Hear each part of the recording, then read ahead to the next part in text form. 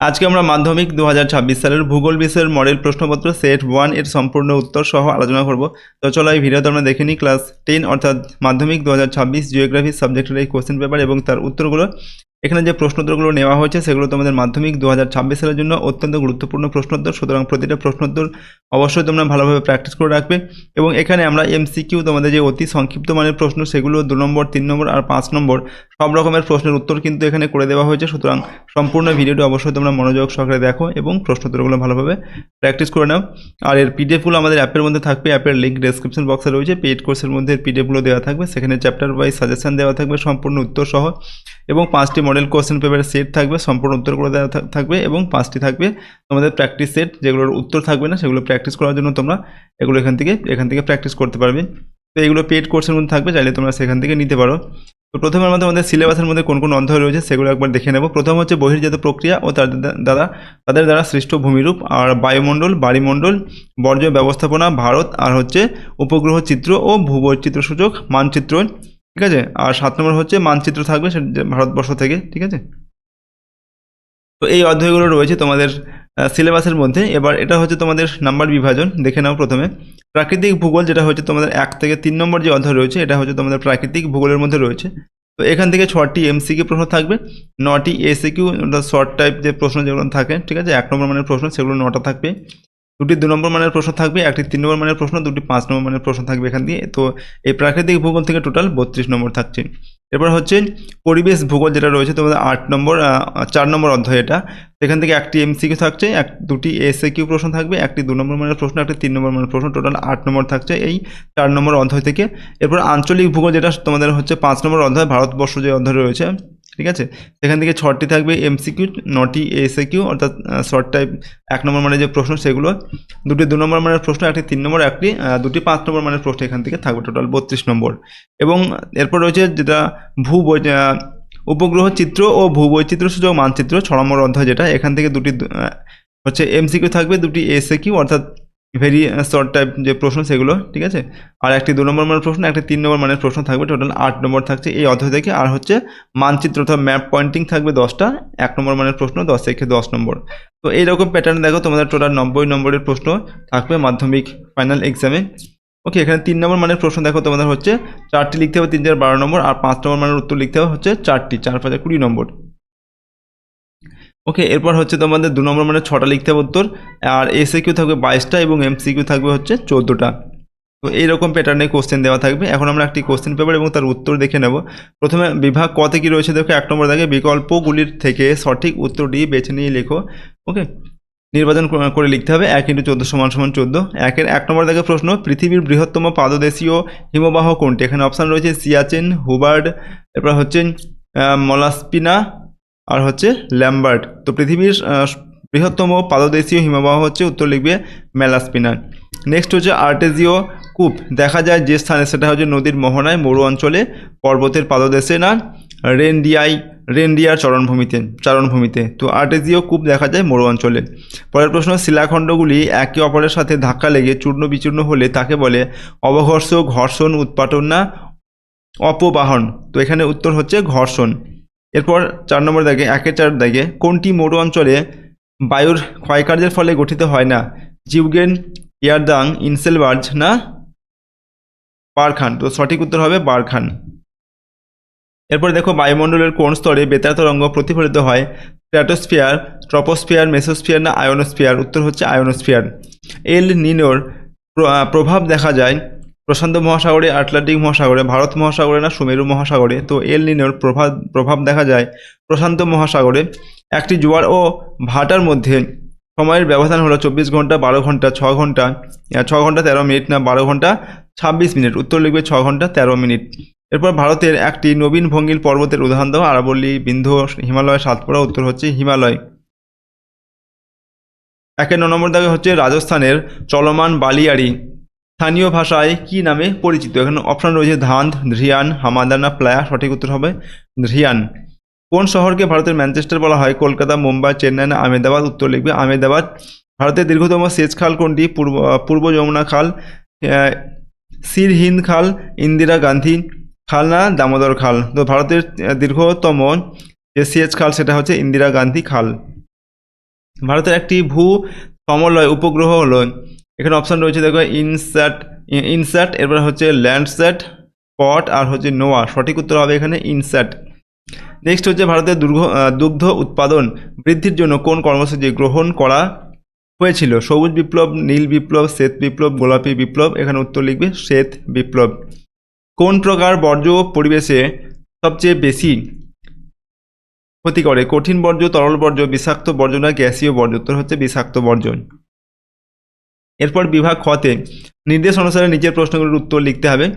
তো এখানে প্রথমে রয়েছে 2-এর 1 নম্বর দাগে নিম্নলিখিত বাক্যগুলি শুদ্ধ হলে পাশে সু লিখতে হবে, আর অশুদ্ধ হলে পাশে অ লিখতে হবে। যে কোনো 6টির উত্তর এখান থেকে করতে হবে। 1 × 6 = 6। প্রথম হচ্ছে ক্রান্তীয় অঞ্চলে মহাদেশীয় হিমবাহ দেখা যায়, এটা অশুদ্ধ হবে, তো অ লিখবে। এরপর পৃথিবীর কেন্দ্রাতিক বলের প্রভাবে গৌণ জোয়ার সৃষ্টি হয়, এটা হবে শুদ্ধ। থর মরুভূমির প্লায়ার হ্রদগুলিকে ধান্ধ বলে, এটা হবে শুদ্ধ। এরপর দেখো রেটুন প্রথায় আখ চাষ করা হয়, এটা লিখবে শুদ্ধ। ভূবৈচিত্র্য সূচক মানচিত্রে রেলপথ কালচে রঙে দেখানো হয়, এটা অশুদ্ধ লিখবে।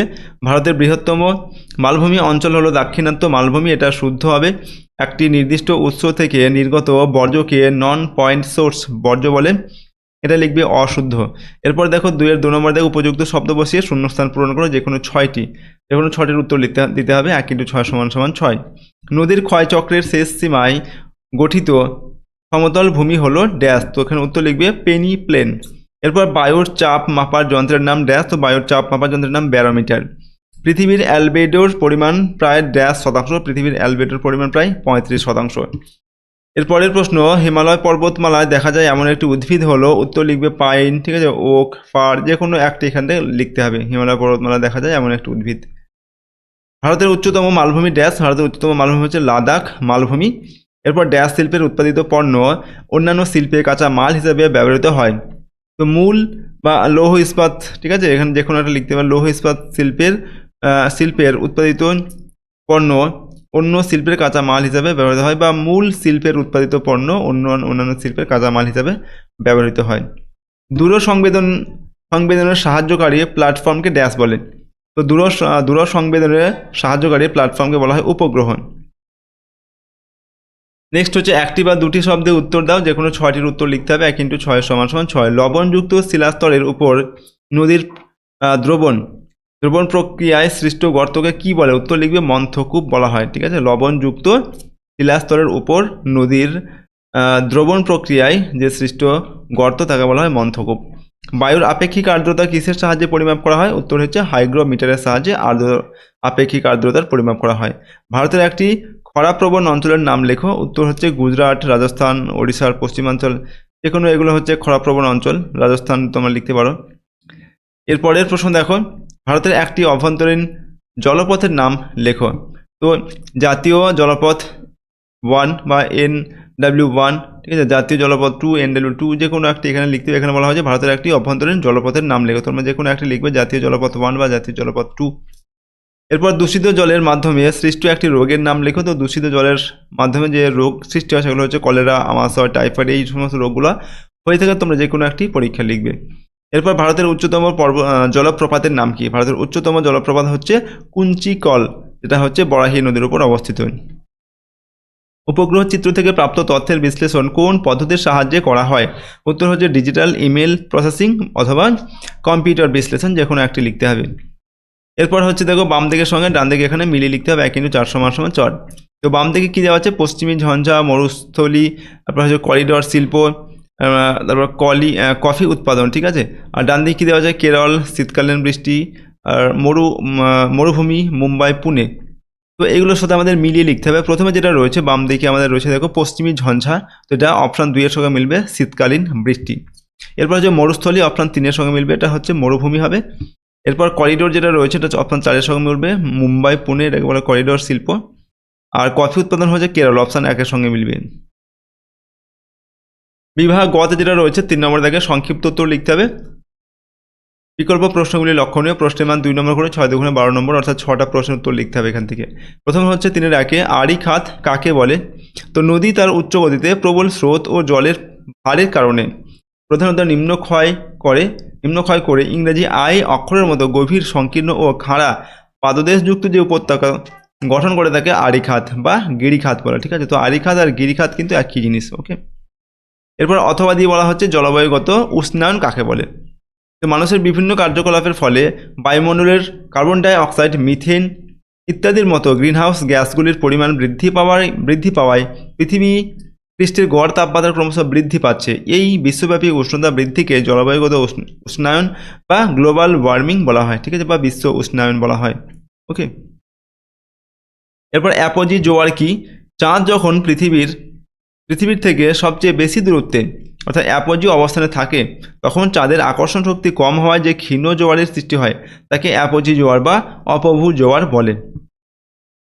এর সঙ্গে অথবা দিয়ে বলা হচ্ছে বর্জ্য ব্যবস্থাপনার 3R পদ্ধতি কি? বর্জ্য ব্যবস্থাপনার একটি কার্যকরী পদ্ধতি হলো 3R, যা 3টি ধাপকে বোঝায়। যেটা হচ্ছে প্রথম হচ্ছে রিডিউস, ওকে, রিডিউস মানে হচ্ছে কম ব্যবহার করা কি। তারপর রিইউজ মানে পুনর্ব্যবহার করা, সেটাকে আবার একবার ব্যবহার করা এরকম।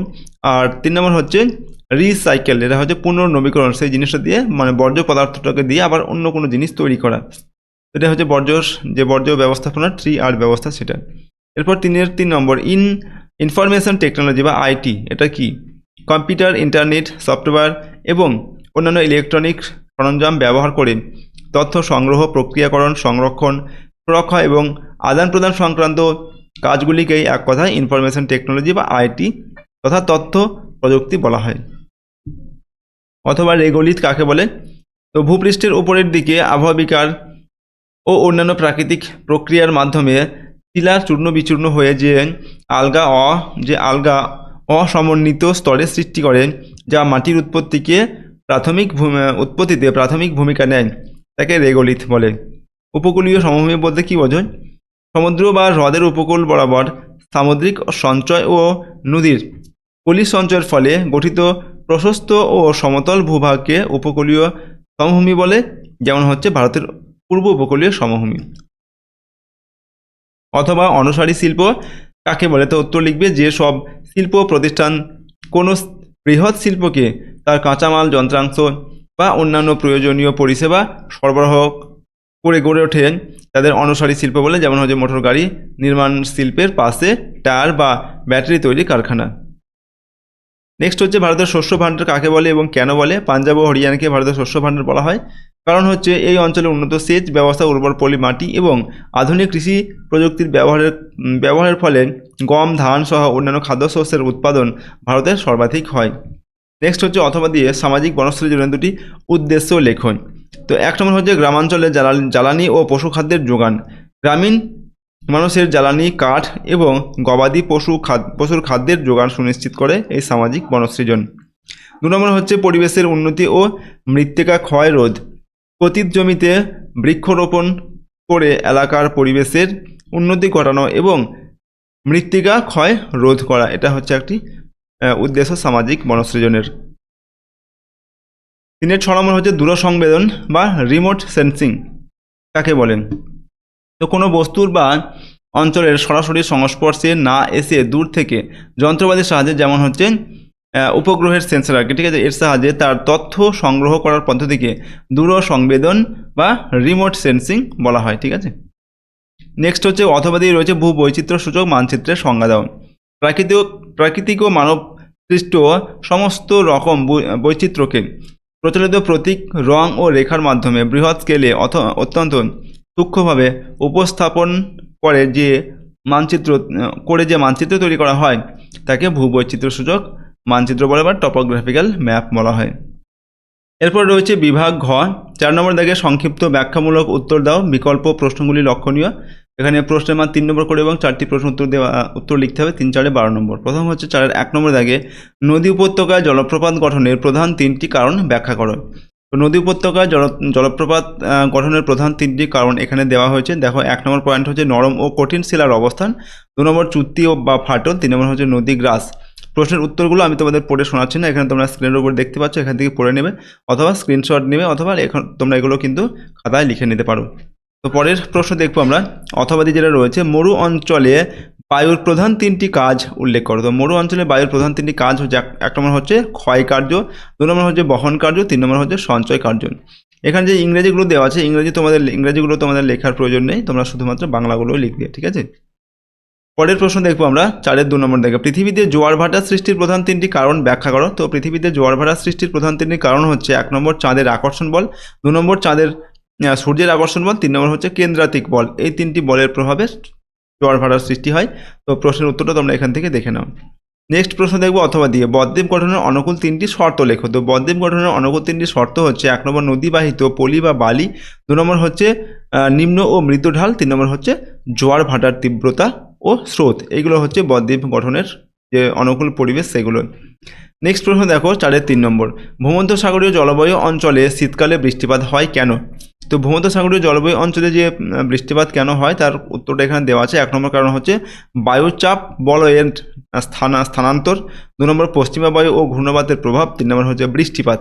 ঠিক আছে, এরপরের প্রশ্ন দেখব অথবা দিয়ে, সামাজিক বনসৃজন এবং কৃষি বনসৃজনের মধ্যে প্রধান 3টি পার্থক্য লেখো। তো সামাজিক বনসৃজন আর কৃষি বনসৃজনের মধ্যে যে পার্থক্য সেটা এখানে দেওয়া হয়েছে। দেখো উদ্দেশ্য, প্রথমে তারপর হচ্ছে স্থান আর পরিচালনা, এই 3টি বিষয়ের উপর ভিত্তি করে পার্থক্যটা লেখা হয়েছে। তোমরা এখান থেকে দেখে নাও প্রশ্নের উত্তরটা। পরের প্রশ্ন হচ্ছে ভারতের তথ্য প্রযুক্তি শিল্প দ্রুত উন্নতির 3টি কারণ লেখো। তো 1 নম্বর কারণ হচ্ছে সুপ্রচুর দক্ষ মানব সম্পদ, 2 নম্বর হচ্ছে সরকারি নীতি ও পরিকাঠামো, আর 3 নম্বর বাজার ও চাহিদা। এইগুলো হচ্ছে কারণ, ঠিক আছে, তথ্য প্রযুক্তি শিল্পের উন্নতির। পরবর্তী প্রশ্ন অথবা দিয়ে, ভারতের জলবায়ুর ওপর হিমালয় পর্বতের 3টি প্রভাব আলোচনা করো। তো ভারতের জলবায়ুর উপর হিমালয় পর্বতের যে প্রভাব সেগুলো হচ্ছে শীতল বায়ুর প্রবেশে বাধা দেয়, বৃষ্টিপাত ঘটাতে সাহায্য করে বা বৃষ্টিপাত সৃষ্টি করে, আর মরুভূমির সৃষ্টিতে ভূমিকা রয়েছে। ঠিক আছে, এইগুলো হচ্ছে ভারতের জলবায়ুতে হিমালয় পর্বতের প্রভাব। নেক্সট হচ্ছে আমরা দেখব বিভাগ অঙ্গতে 5-এর 1 নম্বর দাগে, নিম্নলিখিত প্রশ্নগুলি থেকে যে কোনো 2টি প্রশ্নের উত্তর লিখতে হবে। 5 × 2 = 10। তো প্রথমে রয়েছে নদীর ক্ষয়কার্যের ফলে গঠিত 3টি ভূমিরূপের সচিত্র বিবরণ দাও। তো দেখো নদীর ক্ষয়কার্যের ফলে যে সৃষ্ট ভূমিরূপ সেগুলো হচ্ছে, প্রথম হচ্ছে গিরিখাত ও ক্যানিয়ন। এটা হচ্ছে গিরিখাত, তোমরা লিখবে এখান থেকে প্রশ্নের উত্তরটা। এরপর হচ্ছে ক্যানিয়ন, এটাকে বলা হয় ক্যানিয়ন, এর উত্তর এখানে দেওয়া হয়েছে। তারপর জলপ্রপাত, ওকে, 2 নম্বর জলপ্রপাত, 3 নম্বর হচ্ছে মন্থকূপ। তো এইগুলো সৃষ্টি হয়। এরপরে দেখো 5-এর 1-এর 2 নম্বর দেখে, হিমবাহের ক্ষয়কার্যের ফলে সৃষ্ট 3টি ভূমিরূপের সচিত্র বিবরণ দাও। তো নেক্সট এখানে হিমবাহের ক্ষয়কার্যের ফলে 3টি ভূমিরূপ সেগুলো হচ্ছে সার্ক বা করি, আর এরপর হচ্ছে অ্যারিট বা অ্যারিটি এবং পিরামিড চূড়া। ঠিক আছে, এটা হচ্ছে অ্যারিট। ঠিক আছে, প্রশ্ন উত্তরটা এখান থেকে তোমরা ভালোভাবে দেখে নাও। তারপর হচ্ছে পিরামিড চূড়া। নেক্সট 3 নম্বর হচ্ছে হিমদ্রোণী বা ইউ আকৃতির উপত্যকা। তো এইগুলো সৃষ্টি হয়। পরবর্তী প্রশ্ন দেখব, জোয়ার ভাটার 3টি সুবিধা এবং 2টি অসুবিধা লিখতে বলা হচ্ছে। তো জোয়ার ভাটার সুবিধাগুলো কী কী? সুবিধা হচ্ছে 1 নম্বর নাব্যতা বৃদ্ধি ও বন্দরের সুবিধা হয়, 2 নম্বর হচ্ছে বিদ্যুৎ উৎপাদন করা যায় জোয়ার ভাটার ফলে, 3 নম্বর মৎস্য আহরণ এবং আবর্জনা দূরীকরণ। ঠিক আছে, এই সমস্ত সুবিধাগুলো হয়ে থাকে জোয়ার ভাটার ফলে। অসুবিধা কি হয়? 1 নম্বর সেচের অসুবিধা হয়, 2 নম্বর হচ্ছে নদীর স্রোতে বাধা দেয়। ঠিক আছে, এগুলো হচ্ছে অসুবিধা। উত্তরগুলো তোমরা এখান থেকে দেখে নাও। এরপর দেখবো আমরা পরের প্রশ্ন যেটা রয়েছে, বায়ুমণ্ডলের স্তর বিন্যাস সংক্ষেপে আলোচনা করো। তো বায়ুমণ্ডলের যে স্তর বিন্যাস সেটা হচ্ছে, প্রথম হচ্ছে 1 নম্বর ট্রপোস্ফিয়ার। ঠিক আছে, তোমরা উত্তরগুলো যে ইংলিশগুলো যেগুলো রয়েছে, ইংরেজি ওয়ার্ডগুলো তোমাদের লেখার দরকার নেই। এরপর ট্রপোস্ফিয়ারের বৈশিষ্ট্য এখানে দেওয়া আছে, সেটা লিখবে। তারপর হচ্ছে স্ট্র্যাটোস্ফিয়ার, এর বৈশিষ্ট্য রয়েছে, এটা এখান থেকে লিখে নেবে। পরেরটা হচ্ছে 3 নম্বর হচ্ছে মেসোস্ফিয়ার। ঠিক আছে, মেসোস্ফিয়ার সম্পর্কে এখানে বলা হয়েছে। এরপর থার্মোস্ফিয়ার। ঠিক আছে, থার্মোস্ফিয়ারের বৈশিষ্ট্য এখানে দেওয়া হয়েছে। তো এইভাবে তোমরা প্রশ্ন উত্তরটিকে লিখবে। এরপর দেখো 5-এর 2 নম্বর দাগে, নিম্নলিখিত প্রশ্নগুলি থেকে যে কোনো 2টি প্রশ্ন উত্তর লিখতে হবে। 5 × 2 = 10। ঠিক আছে, প্রথম দেখো, ভারতের কৃষির প্রধান সমস্যাগুলি আলোচনা করো। তো ভারতের কৃষির যে সমস্যা সেগুলো কি? মৌসুমি বায়ুর অনিশ্চয়তা, 2 নম্বর ক্ষুদ্র ও বিচ্ছিন্ন জমি। ঠিক আছে, তো 2টি এখানে সমস্যা লিখলাম। এরপর 3 নম্বর সমস্যা হচ্ছে ঐতিহ্যবাহী চাষ পদ্ধতি, সেচের অভাব, এগুলো হচ্ছে ভারতীয় কৃষির সমস্যা।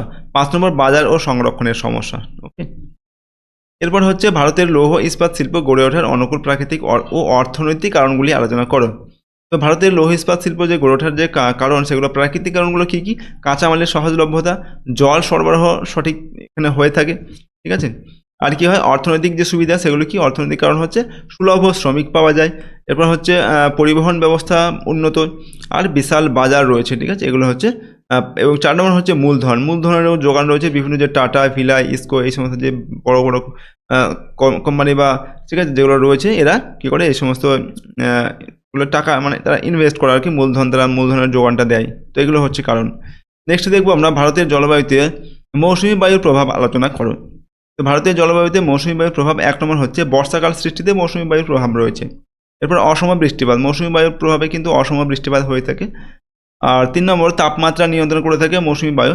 4 নম্বর হচ্ছে কৃষিতে প্রভাব, কৃষিতে মৌসুমী বায়ুর প্রভাব রয়েছে, কৃষি ঠিক আছে, মৌসুমী বায়ুর প্রভাবেই সাধারণত ভারতবর্ষে কৃষিকাজ হয়ে থাকে। এরপর 5 নম্বর ঋতু পরিবর্তন, ঋতু পরিবর্তনের যে ব্যাপার সেটাতেও কিন্তু মৌসুমী বায়ুর প্রভাব রয়েছে।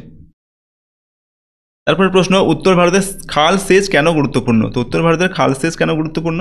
1 নম্বর পয়েন্ট নদীগুলির প্রকৃতি, 2 নম্বর হচ্ছে সমতল ভূমি, 3 নম্বর পয়েন্ট হচ্ছে উর্বরতা ও পলি, 4 নম্বর হচ্ছে কৃষির প্রসার, 5 নম্বর হচ্ছে সহজ নির্মাণ ও রক্ষণাবেক্ষণ। ওকে, তো এইগুলো হচ্ছে উত্তর ভারতে খাল সেচ কেন গুরুত্বপূর্ণ, পয়েন্টগুলো আমি বলে দিলাম। বাকি যে সমস্ত উত্তরটা তোমরা কিন্তু ভালোভাবে পড়ে নেবে এখান থেকে। ওকে, তো দেখো এরপর হচ্ছে তোমাদের বিভাগ চতে যেটা রয়েছে 6 নম্বর দেখে, প্রশ্নপত্রের সাথে প্রদত্ত ভারতের রেখা মানচিত্রের নিম্নলিখিতগুলি উপযুক্ত প্রতীক ও নামসহ চিহ্নিত করে মানচিত্রটি উত্তরপত্রের সঙ্গে জুড়ে দিতে হবে।